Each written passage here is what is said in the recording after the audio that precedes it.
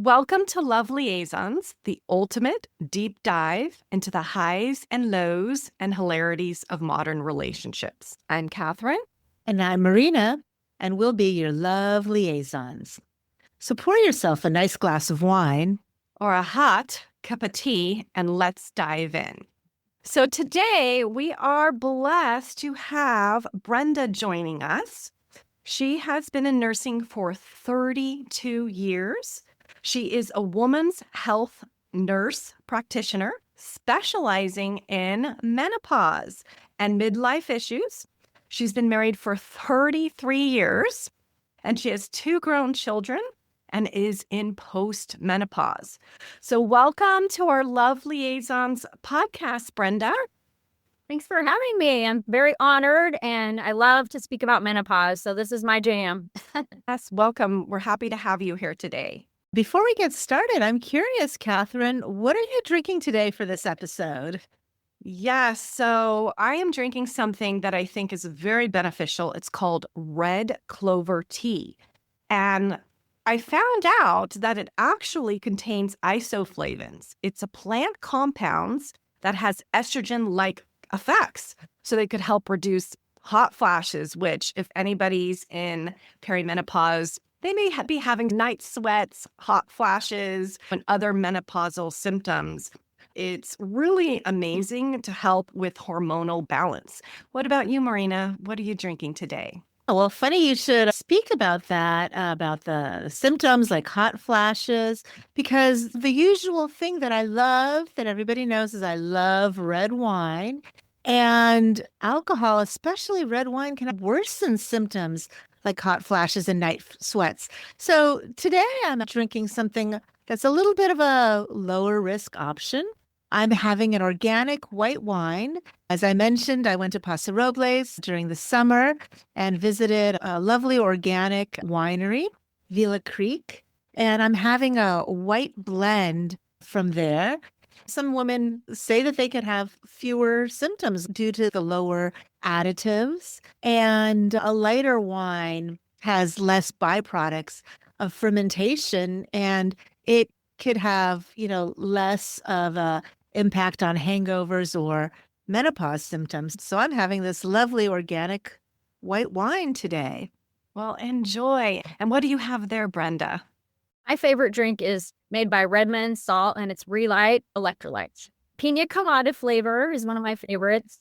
When you work out, you're sweating, you need to replace your electrolytes because your cells get dehydrated, and it makes your water taste good.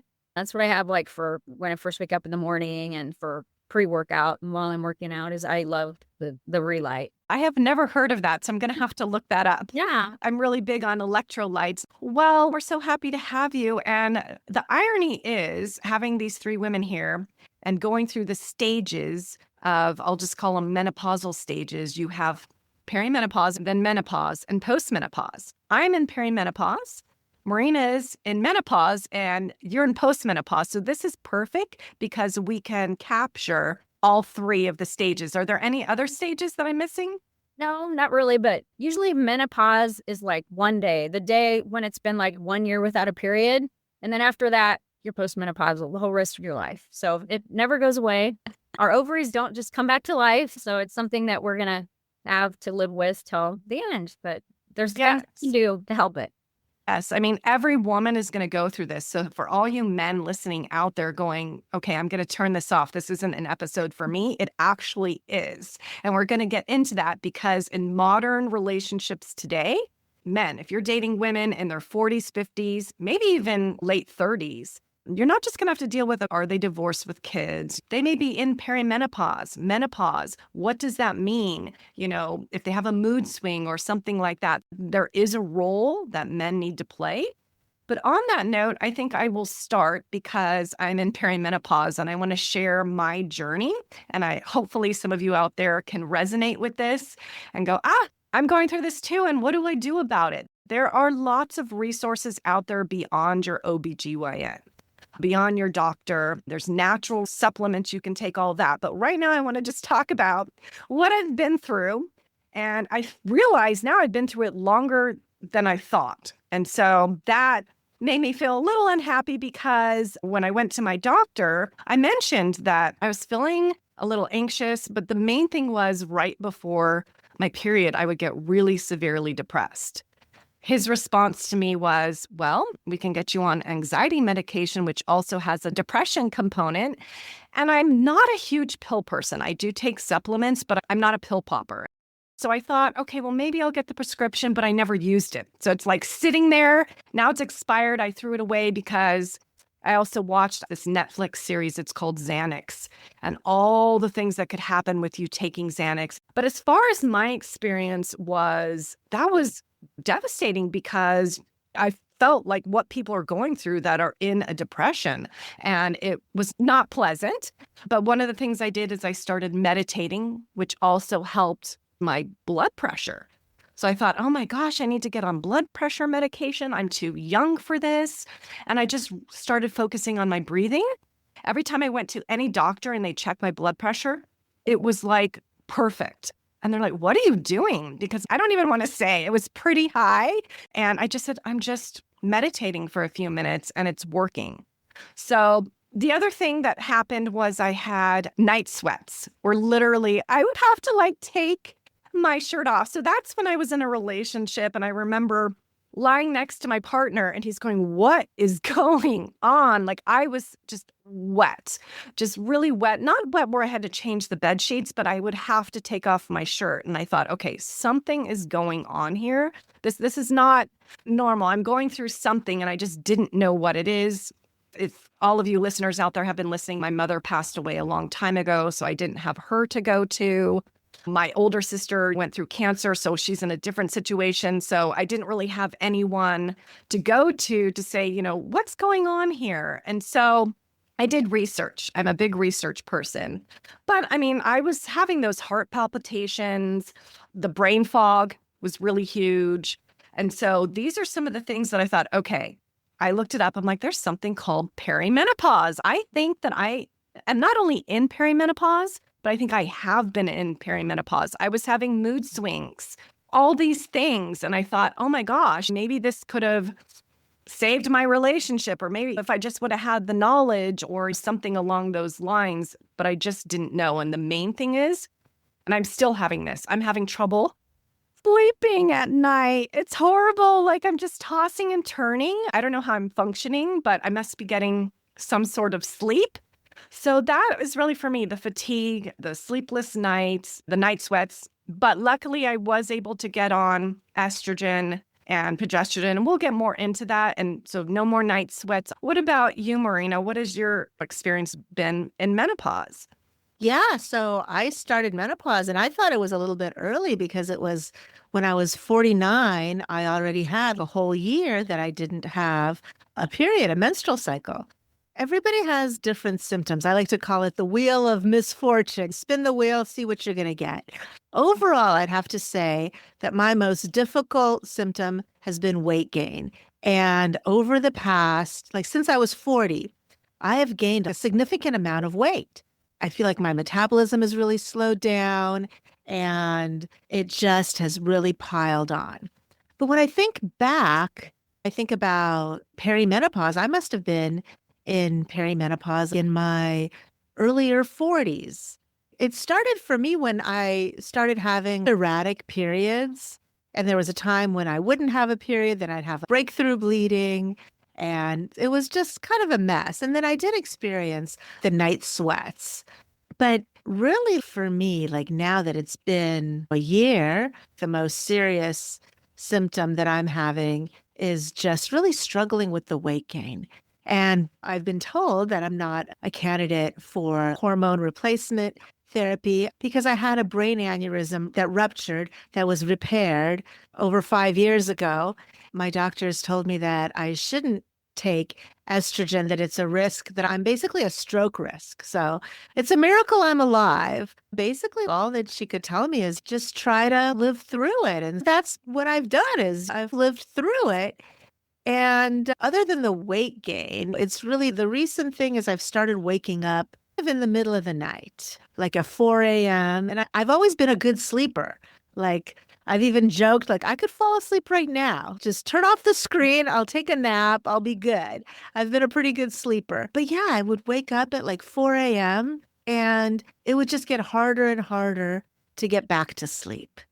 Still, I'm kind of able to do that because generally I'm not an anxious person. That's the one thing. I haven't experienced a whole lot of anxiety. The night sweats have kind of gone away.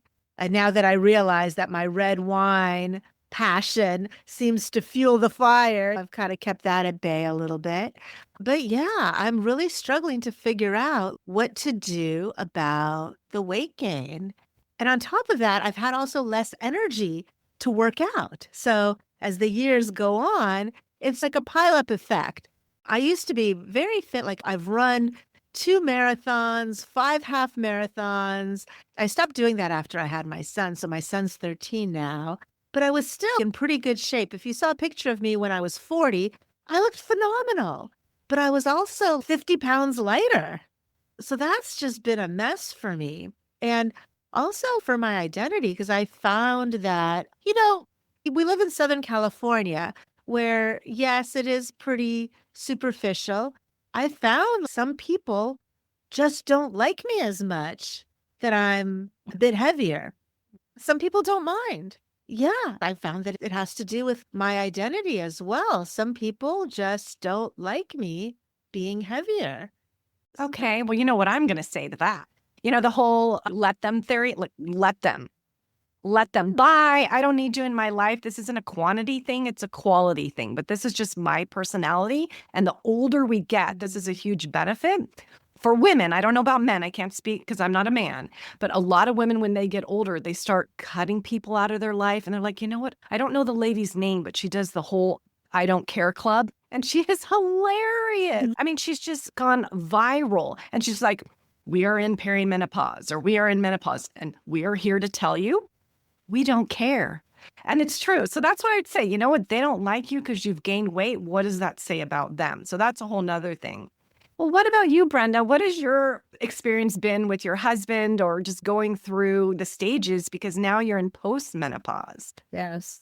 Well, a little background. When I was 20, my mom died. Then when I was 36, my dad died, both of cancer. And when I was 38, my brother died. So I was getting close to turning 40. And I was like, oh my gosh, life is too short. I got to take care of myself. No one can do it for me. So that was a big turning point. So I got very healthy. I lost 35 pounds. I started lifting weight, eating protein. I got into bodybuilding and I did figure competitions. First show was when I was 40. And that's when I got my nurse practitioner too. So I was just starting menopause, but the lifestyle of bodybuilding is really intense. And so you have to work out so much, you cut carbs. So I was going through all of that too. But when I was in my 40s, oh my gosh, it was so hard. And like I was low body fat. So that probably made my hormones even worse, My kids were in high school. My husband traveled for work and he was gone all the time. And having teenagers is very stressful. And it was a lot for me. And I was working full time teaching nursing at that time. And I could not sleep. I would just wake up at 4 a.m, just like Marina said, and you can't shut your brain off. You just like worry about stupid things and just awake all hours of the night, not quality sleep at all. And you just feel like then you don't make as good food choices. You're not as in a good mood. And sleep is one of the biggest pillars of health. My mom worked 3 jobs, worked nights, and then she'd go to work at another job without sleep. And then she got breast cancer in her 40s. So I read this book called Why We Sleep, and it just was life-changing to me. So I was like, oh my gosh, I really got to focus on sleep. And so I tried to. But also me and my husband did not get along as well then either. The relationship was really more strained because he was gone and I was like not feeling good. And so it was a very stressful time, brain fog, all those things. And then when I was 50, we went to Hawaii for my 50th birthday. And I did not want to be in the hotel room. I was like, let's go hiking. Let's go kayaking. Because the whole idea of a sexual relationship was just not appealing. It like hurt, you have no blood flow there. It's not pleasurable at all. So when I got home, I was like, we were in paradise. What is wrong with me? So then I had my hormones checked when I was 50 and I had like no hormones. So I was like, wow, already. I thought 50 was, I was about 51 when I had them checked. And I was competing in natural figure. So you can't be on testosterone or hormones. So that's another reason why I probably held off a little longer. But I was like, I'm not going to look good on stage if I don't feel good, if I'm not sleeping, if I can't keep muscle because I don't have any testosterone. So then I competed in 10 shows and I got 2 pro cards. And now I have to do like the NPC. I can't do the Natural Federation now, but I started on testosterone and estrogen, and that helped my estrogen symptoms. My estrogen was so low, like it was like all your tissues shrink, like pre-puberty size sometimes. And it can hurt to wipe to go to the bathroom. You're so dry. It is awful. Women get urinary tract infections. I had one of those too. And so then as soon as I got an estrogen, that helped that symptom. Thank goodness, because that was awful. And like I said, no one goes through it the same. Everyone has different symptoms. So it's very unique what women will go through. And then I started doing bioidentical hormone pellets. And that was a life changer for me. It was so helpful. And now I'm doing bioidentical creams. And I really like those too. But oh my gosh, it was a crazy time. And even I went to nurse practitioner school. We learned a little bit about menopause, but it was always like the lowest dose for the shortest amount of time and then get off of them because they're talking the synthetic ones that aren't as good for you. But the bioidentical ones are very safe and very important if you want to live a healthy life and feel good and enjoy life. So I'm 57 and I feel amazing. I feel the best I ever have. That's great. I have not had that experience yet. Like, I don't have any problems down there. Like sexual, I don't have the dryness. And, I went through something called MIDI health because I thought, okay, I don't know if I'm getting the responses I want from the OBGYN world. And so I decided to go there, try it. I knew that they would take my health savings account, all of that. And it was a completely different experience. It's all online. And that was another question that she asked me. She was, okay, now do you need something to help you with intercourse, with sex? And so we're going to talk about sex, baby. So I don't have that problem. So I don't know if that's something that will happen or maybe it'll never happen for me. And maybe that's a question a lot of women want to know. I'm hoping. But I know this sounds really horrible, but my mom, God rest her soul, used to say, okay, well, you're going to get drier down there. It's preparing you for death. Wow. Thanks, Mom. Like, you're just really making me feel good. But she used to say the same thing when I would go and get a mammogram. And I'm like, oh, Mom, so what is a mammogram like? And she was just really blunt. You either loved her or you didn't like her at all, black and white. And she would say, oh, it's a horrible experience. They like smashed your boobs together, put them in a machine. I didn't think it was that bad. Like the way she made it sound was like, ooh, I don't want to do that. But that was my mom. She's like, yeah, it's basically preparing you for death. Next, what's your next question? I've had a little bit of brain fog, but I mean, since we're talking about this, we could get into what the potential symptoms are, because I'm sure a lot of men and women, especially women who haven't gone through this, and men who are thinking, wait a minute, I think my wife might be going through this, or I was dating a woman, I went on a date with her and she went through this. I thought she was crazy. Maybe she's in perimenopause. Maybe I'll give her a second date. But correct me if I'm wrong. I looked this up. And I'm not going to read them all because they're far too many. But some of the main symptoms are hot flashes, okay? And those could vary. Irregular periods, which another reason why I know I'm in perimenopause, because I'm getting periods different time during the month. Insomnia, which we talked about. Fatigue, mood changes, which the mood changes could really affect dating. As you mentioned, vaginal dryness, brain fog, joint pain. So I feel it like in my elbow, stiffness, changes in breast size and shape, hair changes, wrinkles, hair loss. And I have a song for this that I found, but before I sing it, I want Marina to chime in. So it's interesting. Like I mentioned, my biggest symptom that's problematic to me has been like this weight that I just can't really shake. But I haven't had a significant change either in sexual desire. I mean, a little bit less. Like I used to be a much more sexual person. And it's also, I think, maybe with age. So there's been a little bit of a decline, but not significant. And I feel like I'm still able to, get lubricated. And for years, I'm obsessed with coconut oil. I use coconut oil for like lubricant, and I've just used it for years. So maybe that Is that okay? I use it sometimes in my scalp. I don't know. Absolutely. I use Okay. coconut oil for a sexual lubricant. I think it's wonderful. And you smell all tropical. Speaking of a Hawaiian vacation, it's like he's going on a Hawaiian vacation down there. I found men that don't mind a fuller figured, curvy lady where I used to be much I mean, literally, I was 50 pounds lighter. I actually started dating somebody a little bit, and no, he likes my fuller figure. He's never met me thinner. I haven't even showed him pictures, but a lot of people know that I used to be thinner. But yeah, it's just I'm just curvier and I still have the sexual desires a little bit lower, but it's all been fine and all that's been working just fine with the right person. I just have like less tolerance for BS.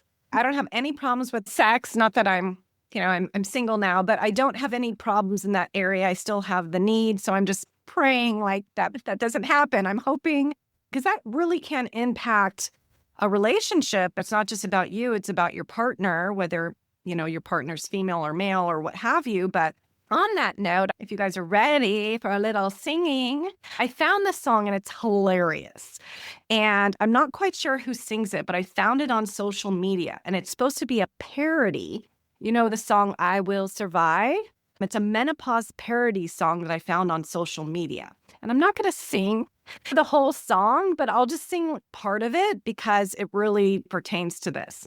So it just goes, so you're perimenopausal, you feel like crap and you look awful.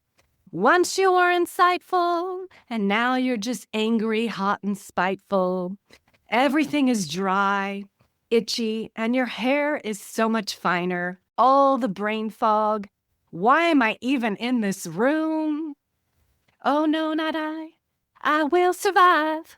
I will survive, and I know I'll stay alive. Hey, hey. And so it just kind of goes from there, and it's just a little humor. But as far as relationships, I mean, let's keep this real, right? I mean, this is Love Liaisons. We're about modern relationships. And I happened to look online because I thought, what's the man's role in this? And I honestly had to laugh. And I feel bad that I laughed, but I'm just thinking of men today, and I'm not bashing men, I'm not anything, but going back into the dating world with the men ghosting you and this and that. And if you don't fit their perfect little bubble, they're just like, okay, bye.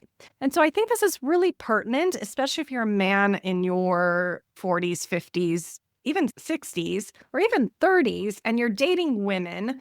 I think it's important to know what your role is in this. And the main thing is support. But I found something that said, and I'm not going to read because it's very long, but it says supporting partner by becoming an informed, so it's not just the woman doing research, becoming informed, empathetic, empathy, patient teammate by understanding her symptoms are due to hormonal changes, not personal shortcomings. So it talks about going to appointments. I wouldn't want my partner to go with me to my appointment. I'm pretty vocal. I can handle that part. But it goes into all the rules that they do, maybe changing the thermostat, or you have your blanket, she doesn't have a blanket, but understanding the mood swings, what she's going with, and using I statements. And when I read that, I remember long ago going to therapy or just with my degree talking about I statements, and I'm thinking, you should be using I statements anyways. Maybe that's coming from a place of judgment, but I just feel like, yes, instead of saying, well, you seemed a little nutty today, just saying, well, I feel like you didn't hear me today, But I'm sure there's lots of funny stories. And one of my friends, she's been married for a while and she posts on Facebook and it's hilarious because she'll post, I have the best husband in the world. He literally dealt with 10 mood swings and it's only 10 a.m. So I'm sure you can talk about that, Brenda, the symptoms and maybe what are some remedies. There's Eastern and Western medicine, but as far as what are some things that women can do and men can research and help their partners, whether they're dating or in a full-blown relationship? Yeah, there are probably 100 symptoms of menopause that people don't even realize are menopausal symptoms. The top ones are low libido, fatigue, and weight gain. Those are the top three that we see. But like the libido, it is a pillar of health to have a good sexual life. You get along so much better. Divorce is most common in the perimenopause and menopause years. And a lot of those couples, they haven't been intimate for like 3 years or a year even. You just get along so much better. You're closer, more confident. You just are happier. We talk a lot about that at New Leaf where I work. And having those symptoms controlled, like vaginal estrogen, is so helpful for that dryness. But it's something even someone that can't be on hormones, they could be on vaginal estrogen. So about a month and a half ago, there was a lot of really powerful doctors talking to the FDA, and they got the black box warning off vaginal estrogen that said it caused heart disease, because it doesn't. So that was a really great step forward when they did take the black box warning off, because it just is local to the vaginal tissues. It doesn't go to your bloodstream. So it's not going to make your estrogen level go higher, but it can help with bladder irritation, urinary frequency, the razor blade feeling when you're so dry. And then a lot of like spouses or boyfriends, they're like, you're not attracted to me because they don't have any vaginal lubrication. Women cannot help it. It's just dry. It's just like kind of like ED, they don't work.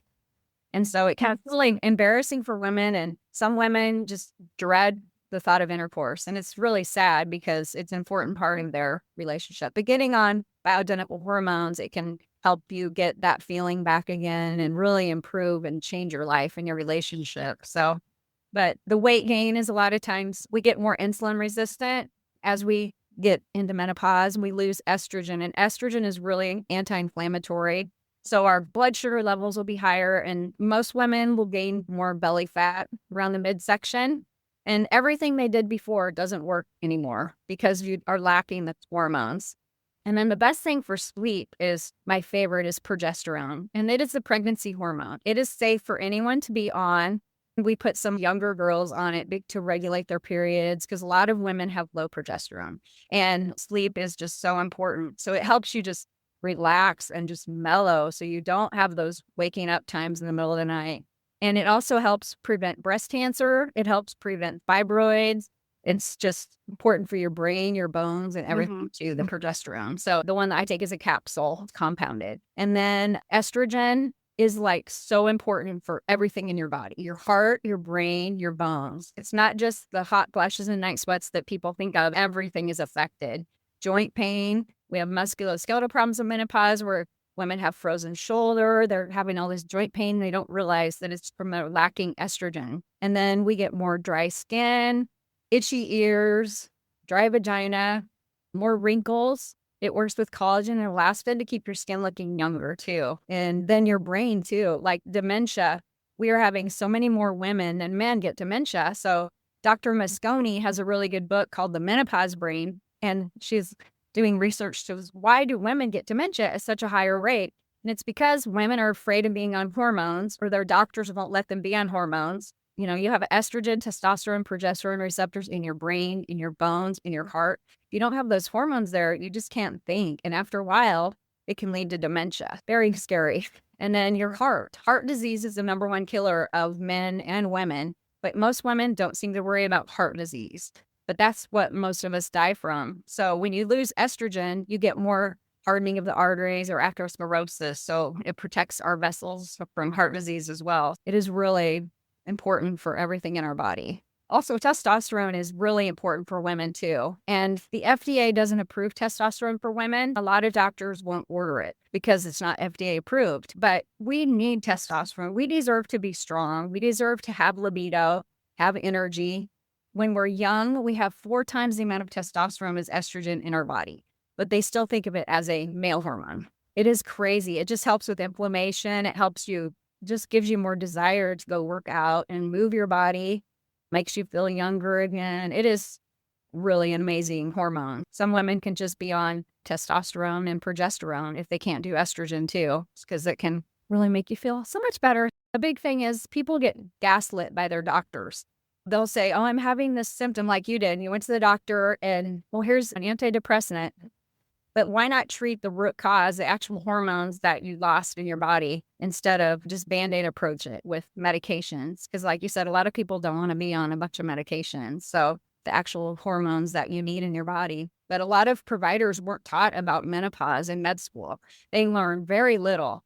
Some of them have gone on for more education. Like I go to WorldLink medical training, and I was just in San Diego last month with the annual summit. At least once a year, I go to one of those conferences and I get that education because women are putting their lives in my hands and I want to know how to take care of them and give them the best care. So WorldLink Medical is a great network, and I have providers that are trained like me all over the United States, all over the world that are involved with that I can refer people to if they're not in my area. If your doctor's not helping you, go get another opinion. Maybe your doctor is not up on hormones. Like that's our specialty. So I'm very passionate about making sure women get their needs met. And we're typically caregivers. We take care of everyone else but ourselves. Our needs come last as women and mothers. And my doctor said I got to live with it.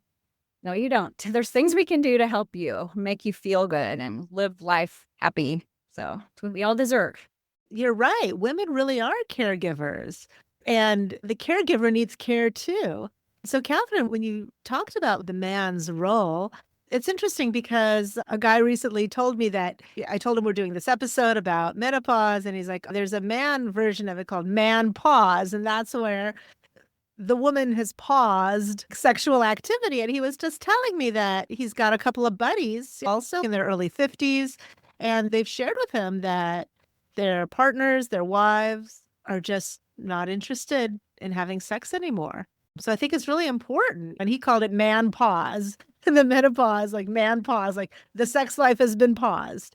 I think it's important for men to really understand what is going on and to have some sensitivity and empathy around this and what you can do to help. Because I think in general, a lot of men aren't really taking care of their female partners. I think Kathryn maybe mentioned I'm a psychologist and I teach primarily right now in a counseling program. But a couple of years ago, I had a couple for couples therapy, and the wife was going through perimenopause, just starting menopause.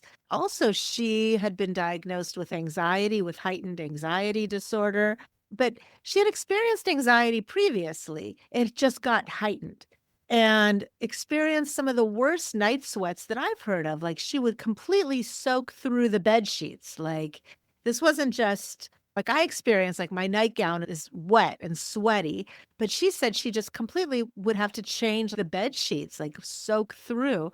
Very, very extreme.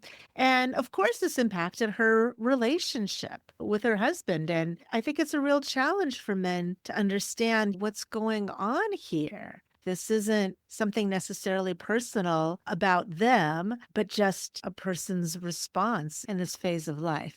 So, yeah, I have seen a lot of people get into significant distress and separate around this time. People that have been married for 10, 15, 20 years end up separating in this stage of life, in the 40s and 50s. So I want to mention something because I think this is really a hot topic and some people don't feel comfortable talking about it. I'm not one of those people. I could talk about pretty much anything. So I really want to delve on this if you two ladies don't mind about the sex. So what I'm hearing from you, Marina, and what I'm hearing from you, Brenda, is so it's not just being dry, because the dry, it sounds like that's a pretty easy fix, right? But it's also mentally what the woman's going through. So I have a friend who said she hasn't had sex with her husband for a long time. And my response was like, okay, the both of you need to figure that out because you just can't do that. I mean, sex is the one thing that the two of you, unless you're in an open relationship, but let's just say it's a monogamous, the two people, that is the one thing that you're doing together. You can have dinner with someone else. You can go to the movies with someone else, but this is the one thing that brings you together.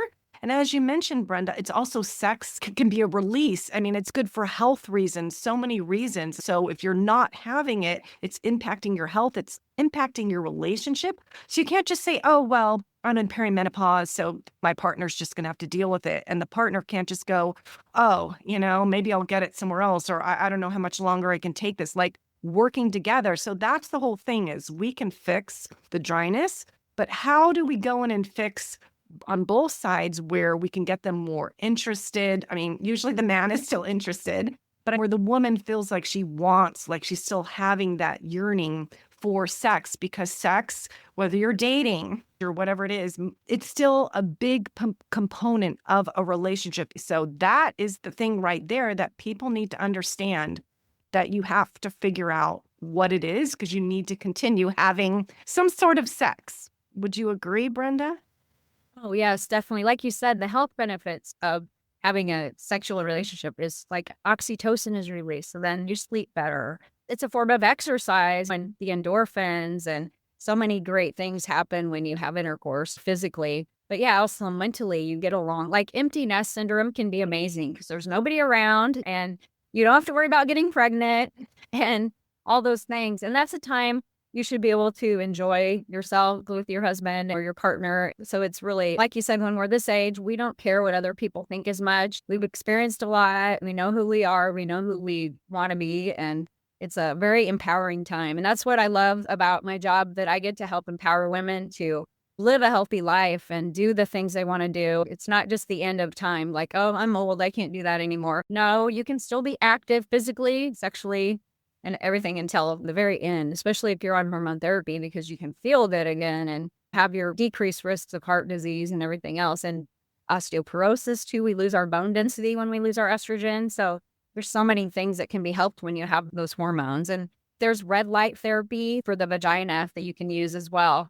And it helps the mitochondria. So it helps your collagen and everything get better that way too. How does that work? It's just like a device that you put inside your vagina. So it will help stimulate your tissues to Yourself? yeah, it's like a home device that women get. Oh, wow, that's new. We need to try that out. I mean, not have a video for people to see, but I mean, I don't have the sex problem. Like I have the other problems, but now I'm fixing it with the things that I'm on. That because I was told if you're on estrogen, you really need to be on progesterone, or it possibly could cause cancer, is what I was told. So if you have a uterus and you're on estrogen, you do need to be on progesterone. But some doctors or providers, they think the only reason you need it is for protection of your uterus. Progesterone is the calming hormone. It helps you relax. It helps you just mellow out, and it helps with decreasing stress. When you have a high cortisol, it steals progesterone. So we have women in their 30s with low progesterone because this is a stressful world. Like seriously, very much stress going on. So a lot of women are low in progesterone. And so, yeah, it's good for women that are just on testosterone, that are in their 30s, that don't need estrogen. And then women that have a hysterectomy, a lot of providers think you don't need it if you don't have a uterus. But it helps with sleep and it helps prevent breast cancer. And the problem is there's synthetic progesterone and then there's bioidentical progesterone. And the synthetic kind is not as good for you. But a lot of providers and patients get it mixed up. They think they're all bad, but there's natural progesterone that is your friend. I think that's what I'm on. I'm going to have to go look. And I do take it at night, but I still feel like I'm tossing and turning. So that might be a different issue. But I mean, as far as dating, I feel like if I have alcohol, especially closer to bedtime, I might have some issues with sleep. I know we're all different, but how does drinking alcohol, because I mean, dating, if you go on a date, a dinner date, more than likely the gentleman is going to order alcohol. And most people don't like drinking alone. And so I find myself going, should I order an alcoholic beverage? Should I not? Then I'm going to have to explain to him why I didn't order it. And so it's kind of with dating, it gets a little complicated because usually rule of thumb, if you're not going out for coffee, there's a drink involved. So how does drinking alcohol impact, and why do some women have no problem and others it impacts their sleep? Well, alcohol is really a toxin. That's why they say intoxicated. It has toxin in it. So it's really harmful to your liver and to your hormones, and your blood sugar will go up and down all night long. I've had 2 White Claws one night. I didn't even feel anything. But when I went to bed, I had a continuous glucose monitor on. My blood sugar was up and down all night long. And not that I could tell, but my sleep was really not as good quality because of my blood sugar instability. And so there's 7 cancers caused by alcohol consumption, including breast cancer. And everyone worries about estrogen causing breast cancer. Well, alcohol is more of a carcinogen than actually estrogen. You're going to have worse menopause symptoms too if you drink alcohol. But what does one do? I definitely am not a big drinker, but I'll have a couple alcoholic beverages a couple times a month, especially I'm a social drinker. But sometimes I don't even finish my drink. But that's the dilemma. So if you're like, okay, I'm going to drink alcohol, then what do you do? And does that impact you taking your progesterone at night? I mean, should I take magnesium with my progesterone? Yeah, definitely magnesium Glycinate is a really good one to take. I take Biooptimizer's magnesium. It has 7 types of magnesium in it. And then melatonin is another really great antioxidant for sleep. Every once in a while, it's okay to drink alcohol. It's what you do every day that matters the most. It's what you do 80% of the time that's most important. So it's going to be okay every once in a while to drink alcohol. Just don't overindulge or do it too often. You need a healthy balance, but just don't drink as much. Have 1 drink instead of when you usually would have 3 or 4. Everything in moderation. Kathryn, I'm surprised. You're kind of the queen of you do you. Why not just say, hey, I don't drink? Like you just order whatever you want to order, an iced tea or whatever you like to drink. Why even worry about it? Who cares? I see what you're saying. I mean, I feel like it's more for me because I really like wine. Like I used to work at a wine boutique shop as my side job when I was in graduate school. I go travel to Napa, Paso Robles, Santa Barbara, wine tasting, all those things. I love it. And I've noticed I really have had to cut down. So I think it's important for me. And actually, I did hear that there was a correlation between women that live in wine tasting regions that drink a lot of wine, especially red wine, have had a higher incidence of breast cancer. So I'm really looking out for that. But one thing I wanted to say, getting back to the sex part and for the man pause of menopause, sex isn't just sexual intercourse.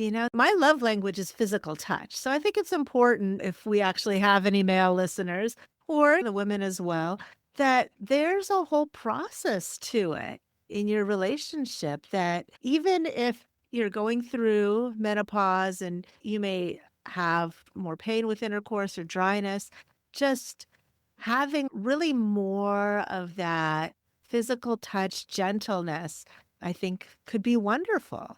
More of the cuddling, more of the foreplay without that expectation or pressure sometimes can be helpful.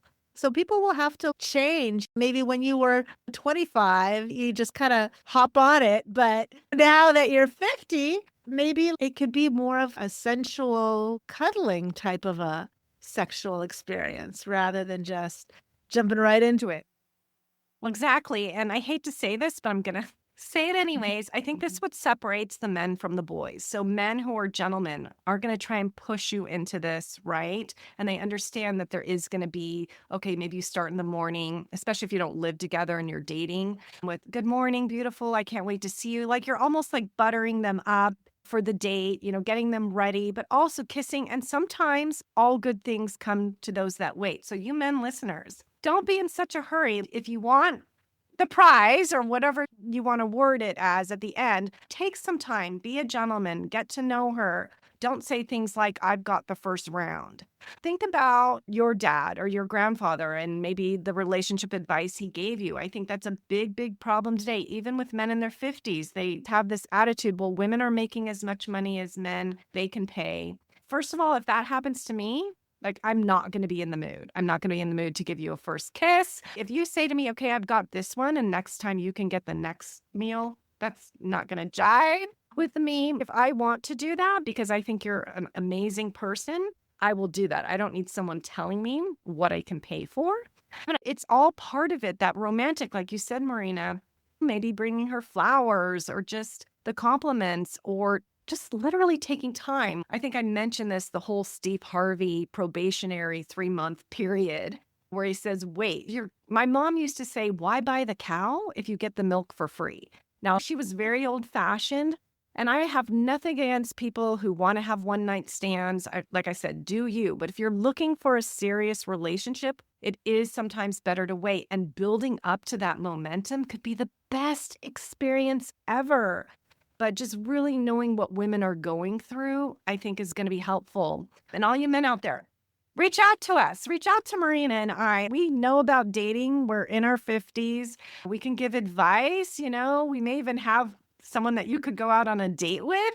So let us know what you need and ask. Feel free to ask, because ultimately the Love Liaisons podcast is there to help people. We want you to laugh. We want you to relate and resonate and gain knowledge, but we want people to have happy, beautiful lives. As you mentioned, Brenda, this is stressful times, but it's also how you look at it. You can look at, okay, there's wars going on, there's political issues going on, but also you can look at all the beauty that's in the world and people helping one another. And so that's what I'm grateful for. And also living in Southern California, I mean, it's so beautiful here. So I'm so grateful just having the sun come out. I'm not in a tornado, I'm not in a hurricane. And so always go back and remember, okay, why did I take this person out on a date? Why am I with this person for 33 years? Why? And just keep having sex, people. Like, figure out a way, whatever it may be, touching one another, just getting those date nights, because you got to somehow get that rekindling back. So I think knowing our roles and really being grateful for the people that we have in our lives, I think is huge. I want to say, I think it's important for men to get comfortable listening about and talking about their bodies and their partner's bodies. One of my favorite mindfulness teachers who passed away recently, actually, Dr. Larry Ward, we did a presentation years ago about mindfulness and intimate relationships. And he said one thing is that men don't really talk about their bodies, they just die. And I feel like it's time for men to get comfortable listening to their partner, talking about their own bodies, and listening to their partner, their female partner, if they have a female partner, talking about her body, and that this is something that you all work through together. So, Brenda, any final thoughts about how a partner can really help with this? That I don't want this to be just like menopause is just for women. It has the word men in it. Like, let's get the men involved.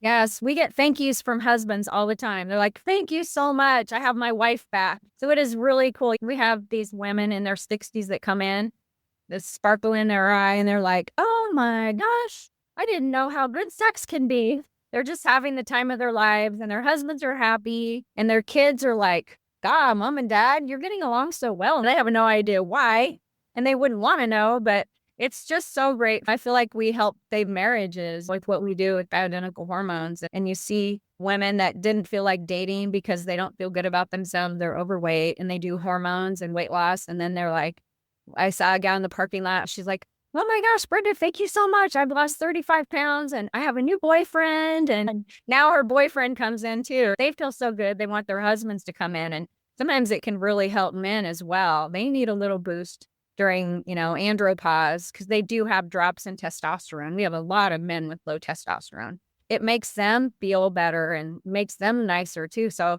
men should be getting their testosterone checked too, because we can help them as well. This is, a lot of people say, oh, I just hate this, or it's such a negative. There's so many positives to going through this, and we have to embrace each stage of a woman's life. And going through perimenopause and menopause, yes, we talked about all the things that can happen, and people are probably thinking, how do I postpone? This sounds horrible. But you know what? Like you said, Brenda, I mean, there's so many benefits to this, and the sex could even be greater. And just having that independent mind, being able to just say, I don't need this. I'm cutting you out of my life. I don't need this person. It's drama. Or just to be able to have that power back and to be like, finally, I really know who I am. I know where I'm going. If I have a man in my life, if I have a woman in my life or not, and just really embrace this time, because it is a beautiful, wonderful time. Yes, I said that. Beautiful, wonderful time. And just get the knowledge, get the resources. We'll give Brenda's information if she'd like us to. I'm sure she's happy to help. We really appreciate you coming on, sharing your own experiences and also your expertise. Oh, well, thank you. Yes, it just fills the hole in my heart from losing my mom and my dad and my brother to help other women and other people feel good and take care of themselves, because someday it's too late. We need to enjoy life, and having your hormones checked, and if you need some replaced, can just be life-changing. Like I said, it's a great time of your life, so we should enjoy. So we learned a lot. We learned about the symptoms like brain fog, night sweats, having low libido, but we also learned about ways to remedy that, which is amazing. And it's not a one size fit all. I didn't really gain a ton of weight. Every woman is different, and that's why it's so important to reach out. As Brenda said, find the right doctor, the right support person for you, because there are lots of resources out there beyond your OBGYN. And we just learned that this is a wonderful time in your life, so embrace it. So having said that, I think I'm going to take a sip of my tea. And I'll have a little sip of my wine. So thanks, everybody. Remember to like us on Facebook, on our website, Love Liaisons, and Instagram. That's keep sipping, Keep loving. keep laughing Cheers for now. from your Love Liaisons.